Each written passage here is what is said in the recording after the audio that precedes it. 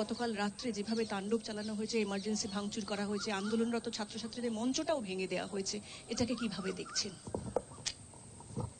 আপনারা যখন এটা দেখাবেন প্লিজ কোশ্চেনটাও দেখাবেন। আমি নিজে থেকে কিছু বলিনি, কোশ্চেনটাও দেখাবেন। তার কারণ আমি কিন্তু নিজে থেকে কিছু রেজ করিনি। আপনারা আমাকে জিজ্ঞেস করছেন, আমি তার উত্তর দিচ্ছি। আমি যতটুকু ইনফরমেশন পেয়েছি, আমি ছাত্রছাত্রীদের কোনো দোষ দিচ্ছি না। বহিরাগত কিছু রাজনৈতিক লোক যারা বাংলায় অশান্তি করতে চান, বাম এবং রাম, তারা একত্রিত হয়ে এই গন্ডগোলটা করেছে। আমার সবচেয়ে খারাপ লাগছে কি জানেন, ঘটনাটা তো দুঃখজনক। আমরা বারবার বলেছি ওর ফাঁসি চাই, আমি তো কালকেও মিছিল করব ফাঁসির দাবিতে। তদন্ত তাড়াতাড়ি হোক, আমরা তো রবিবারের মধ্যে শেষ করব ঠিক করেছিলাম। তা কোর্ট যখন সিবিআইকে দায়িত্ব দিয়েছে, তারা যে সহযোগিতা চাইবে আমরা করব, এবং আমরা সমস্ত ডকুমেন্ট দিয়েছি। যেগুলো কিছু কিছু লিক করা হচ্ছে, সেটা আমাদের পুলিশ যখন এনকোয়ারি করছিল কিছু লিক হয়নি, কারণ সুপ্রিম কোর্টের একটা ইনস্ট্রাকশন আছে, মৃতদেহের ছবি বা তার নাম বা মিডিয়া ট্রায়াল যতক্ষণ পর্যন্ত এনকোয়ারি শেষ না হচ্ছে ততক্ষণ করা যায় না। তাও আমরা কাল দেখেছি। আমার কথা হচ্ছে, মৃত্যুটা খুবই বেদনাদায়ক, তার পরিবারের প্রতি আমার পুরো সমবেদনা আছে। আমি কেন, আমাদের বাংলার সকলের, সারা দেশের সকলের। কখনো কখনো এক একটা ঘটনা ঘটে যায়, এটা একটা সামাজিক ব্যাধি, এবং এরা সমাজের শত্রু, এরা কেউ বন্ধু নয়। সেই জিনিসটাকে আমরা কখনো সমর্থন করি না, করতে পারি না। কালকে উত্তরপ্রদেশেও সেম জিনিস ঘটেছে, একটা দলিত মেয়ের ওপরে। তার দুদিন আগে মধ্যপ্রদেশেও ঘটেছে। এর আগে আপনারা দেখেছেন হাতরাসও ঘটেছে, বিলকিস বানুর ওখানেও হয়েছে, সাক্ষীর ওপর হয়েছে, যে রেসলার। এরকম অনেক কেস, উন্নাও থেকে শুরু করে সব জীবন্ত জ্বালিয়ে দেওয়া হয়েছে।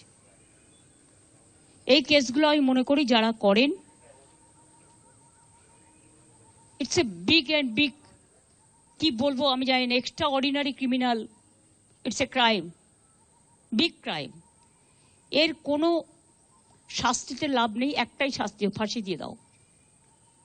যাতে একজনকে ফাঁসি দিলে অন্যরা কিছু করবার আগে ভয় পায়।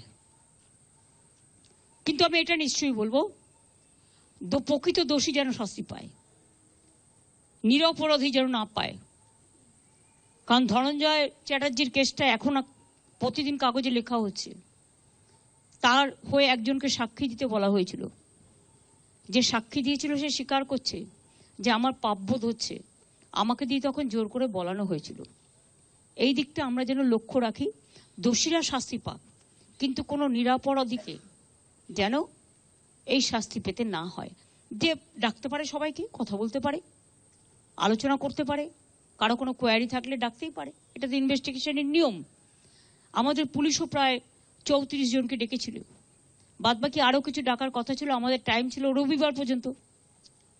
এটা আমি তোর বাবা মার সাথে কথা বলেই ঠিক করেছিলাম, যে রবিবার পর্যন্ত যদি আমরা তদন্ত শেষ করতে না পারি, তাহলে আমি সিবিআইকে দিয়ে দেবো। এবং আপনারা দেখুন, আমি সোমবার দিন ওনাদের বাড়িতে গেলাম। ঘটনা ঘটেছে শুক্রবার, পুলিশের হাতে টাইম ছিল মঙ্গল, বুধ, বৃহস্পতি, শুক্র, শনি। তার আগে কোর্ট অর্ডার দিয়ে দিয়েছে, আমাদের কোনো আপত্তি নেই। কোর্ট যা ভালো বুঝেছে করেছে, এবং আমি মনে করি যে কোর্ট 2-3টে কথা বলেছে। তার মধ্যে সিবিআই যেমন বলেছেন, সাথে সাথে এটাও বলেছেন যে আমি চাই যে যারা পরিষেবা দিচ্ছেন না তারাও কাজে যোগদান করুক। আমাদের তরফ থেকে হেলথ প্রিন্সিপাল সেক্রেটারি অনেকবার অনুরোধ জানিয়েছেন, আমিও পাবলিকলি অনেকবার অনুরোধ জানিয়েছি।